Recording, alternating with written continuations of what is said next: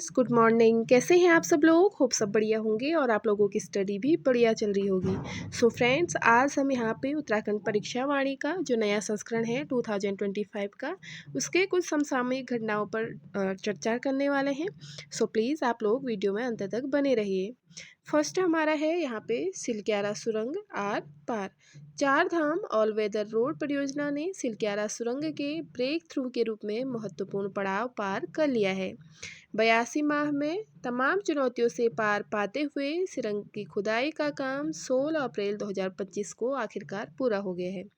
सिलक्यारा सुरंग से आप सभी लोग भली भांति परिचित होंगे। इससे पहले भी ये बहुत बार चर्चाओं में रहा था, क्योंकि यहाँ पे कुछ मजदूर भी फंसे रहे।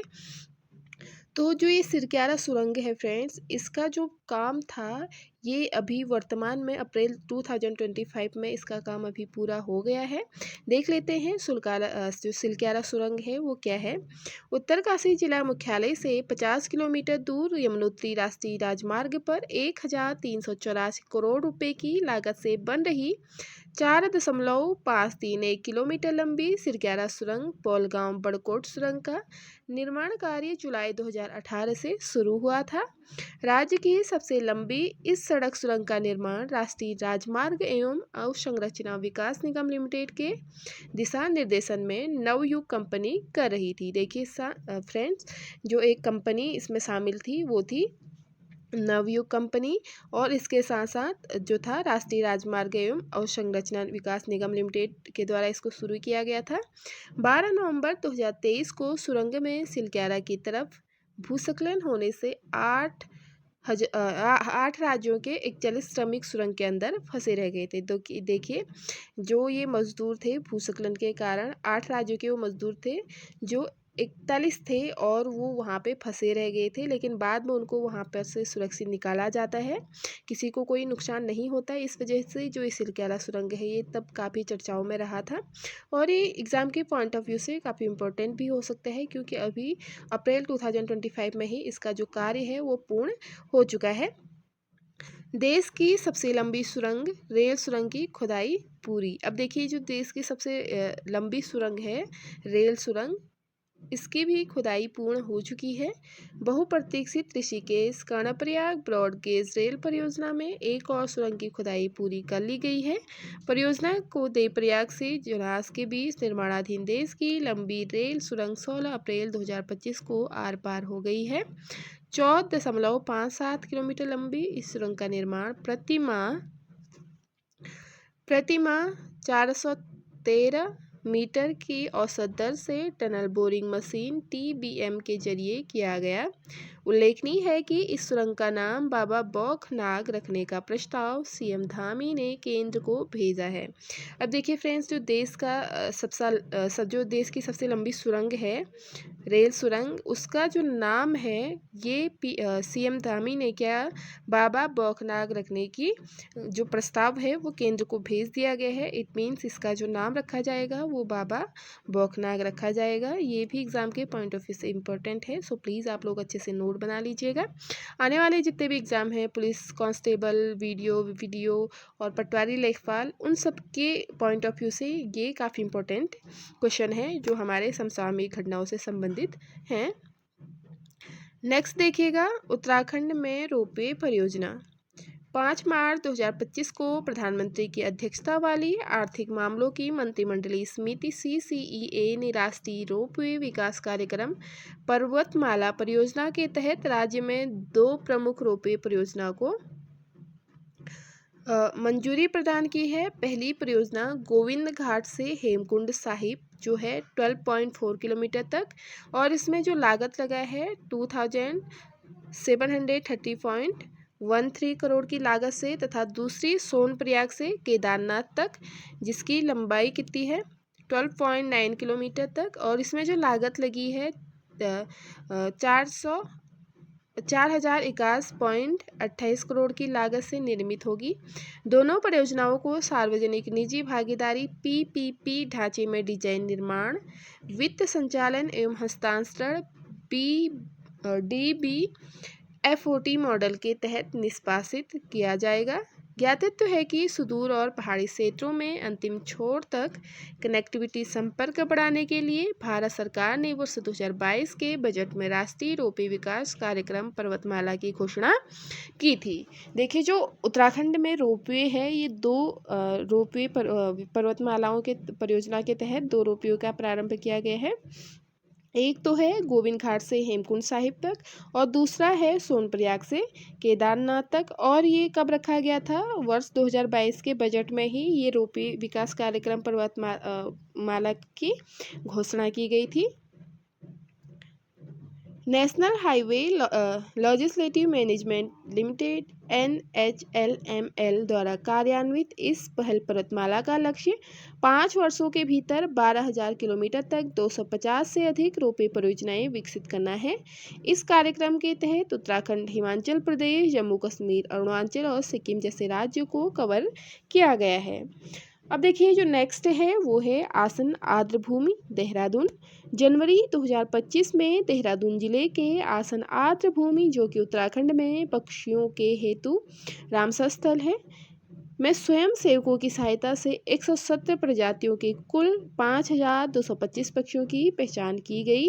यह अभियान एशियाई जलीय पक्षी जनगणना AWC का हिस्सा थी, जिसके तहत उत्तराखंड के 23 आर्द्रभूमि स्थलों पर एक साथ सर्वेक्षण किया गया था। देखिए, जो आसन आर्द्रभूमि है ये देहरादून में स्थित है, आप सभी लोग इसको जानते हैं। जनवरी 2025 में ही देहरादून जिले के आसन आर्द्रभूमि है, जो वहाँ पर जो पक्षियों का ईदगाह है, रामसर स्थल है, वहाँ पर स्वयं सेवक की सहायता से 136 प्रजातियों के कुल 5,225 पक्षियों की पहचान वहाँ पे की गई है। और यह अभियान एशियाई जलीय पक्षी जनगणना AWC का हिस्सा था। इसके तहत उत्तराखंड के 23 आर्द्रभूमि स्थलों पर एक साथ सर्वेक्षण किया गया है। देखिए, जो देहरादून में है आसन आर्द्रभूमि, इसके साथ साथ उत्तराखंड में 23 अन्य क्या किया गया, आर्द्रभूमि स्थलों पर एक साथ सर्वेक्षण किया गया। नेक्स्ट यहाँ पे देखिएगा, उत्तराखंड व आइसलैंड के बीच समझौता। अब देखिए, आइसलैंड और उत्तराखंड के बीच क्या समझौता हुआ था? जनवरी 2025 देहरादून में मुख्यमंत्री पुष्कर सिंह धामी एवं आइसलैंड के राजदूत डॉक्टर बेनेडिक्स हास्कुल्सन की उपस्थिति में यह समझौता उत्तराखंड सरकार एवं आइसलैंड की कंपनी वर्किस काउंसिल इंजीनियर्स के बीच उत्तराखंड में भूतापीय ऊर्जा अन्वेषण एवं विकास हेतु संपन्न हुआ। इस कार्य हेतु उत्तराखंड में 40 भूतापीय स्थलों की पहचान कर ली गई है। इस समझौते के माध्यम से उत्तराखंड भारत के वर्ष 2070 तक कार्बन तटस्थ होने में महत्वपूर्ण योगदान प्रदान करेगा। अब देखिएगा, यहाँ पे क्या समझौता किया गया है उत्तराखंड और आइसलैंड के बीच, कि जो पुष्कर सिंह धामी थे और उनके बीच और जो राजदूत थे आइसलैंड के बेनेडिक्स हास्कुल्सन की उपस्थिति में यह समझौता हुआ, जिसमें ये डिस्कशन किया गया कि जो आइस की कंपनी है वर्किंग काउंसिल इंजीनियर के बीच और उत्तराखंड में जो है भूतापीय ऊर्जा अन्वेषण एवं विकास हेतु संपन्न हुआ। इस कार्य हेतु उत्तराखंड में 40 भूतापीय स्थलों की पहचान की गई। अब देखिए, इसमें क्या किया गया था, उत्तराखंड में 40 भूतापीय स्थलों की पहचान कर ली गई और इस समझौते के माध्यम से ऐसा माना गया कि जो भारत है, भारत के वर्ष 2070 तक कार्बन तटस्थ होने के महत्वपूर्ण योगदान प्रदान करेगा, ऐसा इसमें निष्कर्ष निकला है। नेक्स्ट देखिएगा, रामायण और महाभारत वाटिका। जनवरी 2025 में उत्तराखंड वन विभाग द्वारा हल्द्वानी में रामायण वाटिका एवं महाभारत वाटिका नामक 2 उद्यान स्थापित किए गए हैं। अब देखिए, जो रामायण और महाभारत वाटिका है ये कहाँ पे स्थापित किए गए हैं? हल्द्वानी में स्थापित किए गए हैं। इन उद्यानों में रामायण और महाभारत महाकाव्यों में वर्णित पौधों की प्रजातियां लगाई गई हैं। रामायण वाटिका में वाल्मीकि रामायण में वर्णित 139 प्रजातियों में से 17 को लगाया गया है। वहीं महाभारत वाटिका, जो कि 1 एकड़ में विस्तृत है, में महाभारत में वर्णित 37 प्रजातियों को लगाया गया है, जिसमें खैर, पीपल, ढाक, हरसिंगार, आम, बहेड़ा आदि प्रमुख हैं। ऐसे जो वृक्ष हैं इनको वहाँ पे लगाया गया है महाभारत और रामायण वाटिका में, जो कहाँ पे हमारा लोकेटेड है वर्तमान में, हल्द्वानी में इसको वन विभाग द्वारा स्थापित किया गया है। नेक्स्ट देखिएगा, PM सूर्य घर। योजना हेतु यूपीसीएल सम्मानित। 21 जनवरी 2025 को Uttarakhand power corporation limited UPCL को प्रधानमंत्री सूर्य घर योजना के तहत उत्तराखंड में 14,000 से अधिक घरों की छतों पर सौर संयंत्र स्थापित करके लगभग 50 मेगावाट विद्युत उत्पाद हेतु नवीन एवं नवीनीकरण ऊर्जा मंत्रालय द्वारा सम्मानित किया गया। यूपीसीएल को इस पुरस्कार के तहत 9.5 करोड़ की प्रोत्साहन राशि प्रदान की गई। ज्ञातव्य है कि भारत सरकार ने 29 फरवरी 2025 को 1 करोड़ परिवारों को मुफ्त विद्युत ऊर्जा उपलब्ध कराने हेतु लगभग 75,000 करोड़ की पीएम सूर्य घर मुफ्त बिजली योजना को मंजूरी दी थी। नेक्स्ट यहाँ पे देखिएगा अंतर्राष्ट्रीय प्रवासी उत्तराखंडी सम्मेलन। 12 जनवरी 2025 को मुख्यमंत्री पुष्कर सिंह धामी ने देहरादून में अंतर्राष्ट्रीय प्रवासी उत्तराखंडी सम्मेलन का उद्घाटन किया। इस सम्मेलन का केंद्रीय विषय investment opportunities in manufacturing power generation startup था। सम्मेलन में 17 देशों के प्रवासी उत्तराखंडी शामिल हुए थे। नेक्स्ट है यूसीसी यूनिफॉर्म सिविल कोड समान नागरिक संहिता। उत्तराखंड में समान नागरिक संहिता यूसीसी 27 जनवरी 2025 को उत्तराखंड स्वतंत्रता के बाद समान नागरिक संहिता यूसीसी लागू करने वाला भारत का पहला राज्य बन गया है। उत्तराखंड ये भारत का पहला राज्य है जो आज़ादी के बाद यानी कि स्वतंत्रता के बाद जिसमें यूसीसी लागू हुई है। ये हमारा प्रथम राज्य उत्तराखंड ही है। ज्ञातव्य है कि गोवा 1867 में पुर्तगाली नागरिक संहिता पर आधारित यूसीसी का पालन करता है, जो कि गोवा के भारत में विलय यानी कि जब गोवा भारत में विलय हुआ 19 दिसंबर 1961 के पश्चात आज तक जारी है। राज्यपाल ने समान नागरिक संहिता उत्तराखंड 2024 की धारा 48, 389 व 391 का प्रदत्त शक्तियों का प्रयोग करके समान नागरिक संहिता नियमावली उत्तराखंड 2025 निर्मित की है। ये नियम उत्तराखंड के सभी नागरिकों के लिए चाहे वे किसी भी धर्म या समुदाय के हों विवाह, तलाक, विरासत, गोद लेने एवं उत्तराधिकार से संबंधित कानूनों को एकीकृत करने के उद्देश्य से एक व्यापक कानूनी ढांचा स्थापित करते हैं। ये नियम नागरिक मामलों में समानता, निष्पक्षता और सुव्यवस्थित शासन को बढ़ावा देने हेतु निर्मित है। नेक्स्ट देखिएगा यहाँ पे यूसीसी के बारे में। उत्तराखंड समान नागरिक संहिता की प्रमुख विशेषताएं। यूसीसी नियम के प्रावधान आदिवासी समुदायों पर लागू नहीं होते हैं। देखिए जो यूनिफॉर्म सिविल कोड है ये आदिवासी निवासियों पर यानी कि जो जनजातियां हैं उन पर मुख्य रूप से आदिवासी समुदायों पर यहाँ पे इसको लागू नहीं किया गया है। यूसीसी नियमों का उद्देश्य विवाह, तलाक और लिव इन रिश्तों को विनियमित करना है, अतः इनका पोर्टल पर पंजीकरण कराना अनिवार्य है।